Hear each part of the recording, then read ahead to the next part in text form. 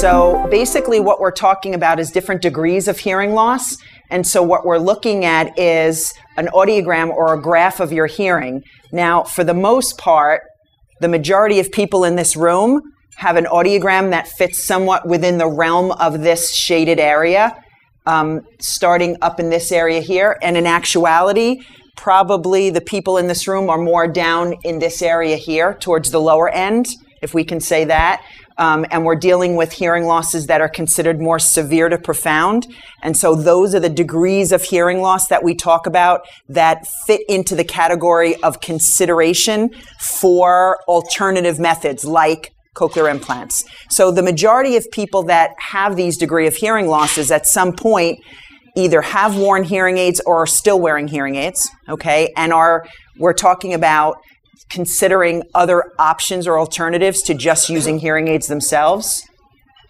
So what you're looking at there, in professional terms, we call this a speech banana because of the shape, but also because it encompasses the majority of speech sounds, and it's sort of the go-to area for what we want, or our goal is, I guess we can say, for what we want for you from a communication standpoint with your hearing aids to hear and understand speech. So in the realm of that area, that's sort of where we want those hearing aids to provide you with enough benefit to give you what we call audibility or fine-tuning of those speech sounds.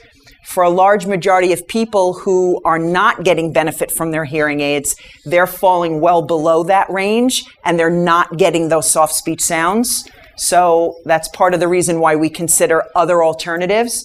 So what's popping up on the screen is at different degrees and different loudnesses. So up on the top is different frequencies from very low to very high, and then towards the